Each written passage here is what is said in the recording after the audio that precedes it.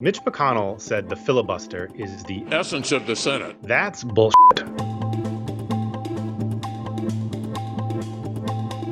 When it comes to the filibuster, there's what the defenders of the filibuster want you to believe, and then there's the truth. Some will tell you it's how the framers envisioned the Senate. Exactly, Mr. President, what the founders were looking for. That's a lie. They wouldn't even recognize the word filibuster and would frankly be appalled if you explained it to them. Some will tell you that the filibuster has a noble, lofty place in America's history.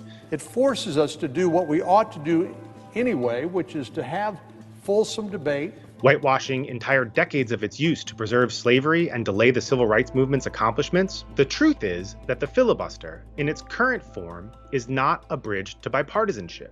It is not designed to support debate, and it is not a tool of democracy.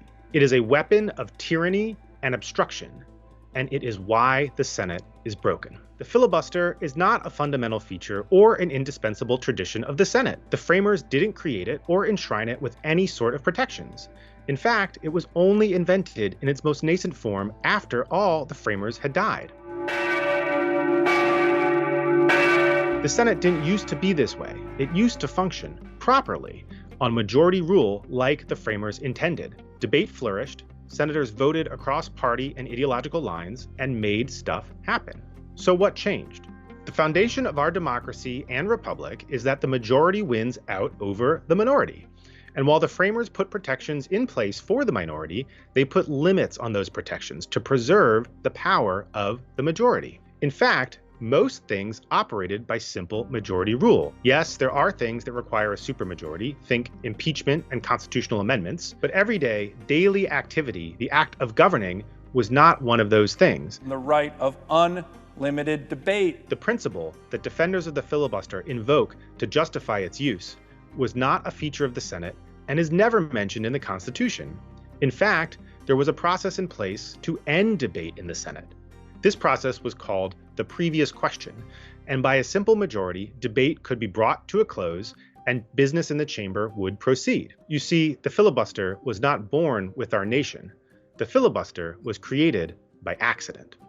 In 1806, Vice President Aaron Burr, presiding over the Senate, led the body to get rid of the process of ending debate. He and senators at the time thought it was unnecessary because senators still abided by a strict sense of decorum. They policed themselves and they ended superfluous debate. For several decades after they got rid of the rule, it didn't appear to be much of a problem. Obstruction was still extremely rare. But then, all of a sudden, it became a problem, as Senator John C. Calhoun of South Carolina learned to wield what would eventually become known as the filibuster, often in defense of slavery and the rights of the South and the plantation class against abolitionist sentiments. From 1880 to 1917, though filibusters did happen, it was more of a nuisance than it was a major tactic capable of stopping bills altogether. But in 1917, they decided that enough was enough. It was time to attempt to bring some order back to the Senate, to restore the vision the framers had, where senators could cut off debate and allow the majority to rule. They created what was called Rule 22, which reintroduced cloture, a means of cutting off debate like the previous question rule that had existed up until 1806. But now, instead of a simple majority, 2/3 was needed to cut off debate. That's 67 votes needed to bring an end to debate. What they thought they had created, a way to end debate, was reliant on senators continuing to respect the power of the majority. On most issues, that worked. Bills continued to pass or fail on a simple majority. But on one issue, and one issue alone, civil rights, senators realized that what they had actually created was the power of a superminority to control the Senate. The framers had specifically warned about the dangers of a supermajority threshold, the corrupting force it would have on a true democracy. Jefferson said that the will of the majority should always prevail. Madison said that giving such a power to a minority, the power to control a majority, would, quote, overturn the first principle of free government. Hamilton called it a poison. He said if a pertinacious minority can control the opinion of a majority, the result would be tedious delays, continual negotiation and intrigue, contemptible compromises of the public good. And he was right. The supermajority requirement to end debate inherently created a superminority capable of holding the Senate and all American progress captive. What was created by mistake was weaponized on purpose, and the driving force behind obstruction for decades was racism, white supremacy, and bigotry. Throughout the first half of the 20th century, the Senate caused an array of civil rights bills to wither and die, despite the fact that they enjoyed broad public support. Legislation to end poll taxes, combat lynching, and roll back employment discrimination were passed by the House, supported by majorities in the Senate, and had the approval of presidents of both parties. And time and again, they were blocked to oblivion in the Senate by the filibuster, wielded by white supremacist Southern senators and those defending a Jim Crow America. This was more than giving the minority a voice, as the framers had intended. This was giving them veto power in the United States Senate. For decades, the Senate has been hobbled by the filibuster, the ultimate tool for obstruction, and the superminority that wields it represents mainly white, wealthy, anti-choice conservatives. It has given outsized power to those voters who are in the minority on public opinion on almost all things, and it continues to this day. Even when the vote threshold required to invoke cloture and end debate was dropped from 67 to 60 in the 1970s, the obstruction of the minority remained steadfast, and nobody has weaponized it more than Senator Mitch McConnell.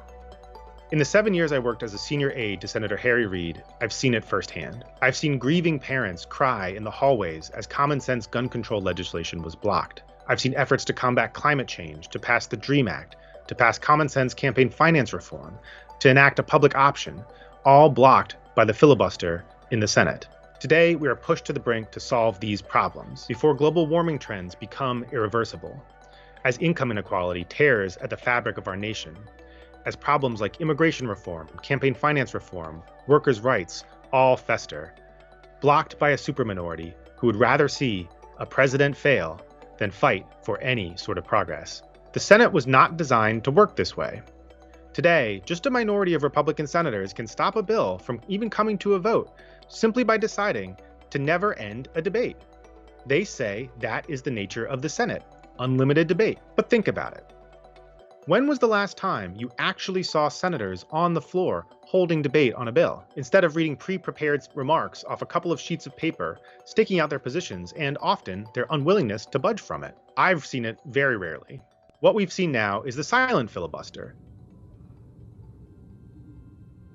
The simple threat of voting against a bill or against cloture to end debate is enough to stop a bill in its tracks.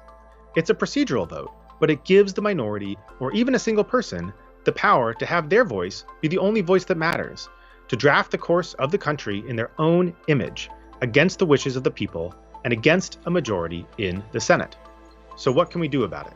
The good news is that senators are already discussing filibuster reform. Would you support getting rid of the filibuster?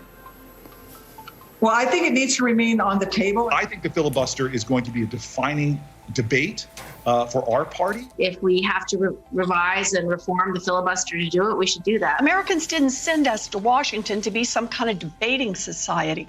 They sent us here to get things done, and that's what we should do. And there are lots of ways to do it. Some have proposed carving out special pathways for certain kinds of legislation, including voting rights. I think that when it comes to voting rights, all options have to be on the table. Some have suggested making the filibuster more difficult by requiring senators to consistently hold the floor, as was originally intended. So you're for that reform? You're for bringing back the talking filibuster? I am. We could put the onus on the minority, requiring 41 senators to maintain a debate instead of 60 senators to cut it off. But the broadest and most effective possible reform is simply returning to the way the framers envisioned the Senate, requiring a simple majority to end debate, freeing the Senate from gridlock and partisan brinksmanship, and freeing it from the racist, obstructionist history of the filibuster.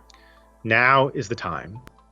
If President Biden's agenda wants to see the light of day, to actually help the American people, it is time to reform the filibuster and save the Senate.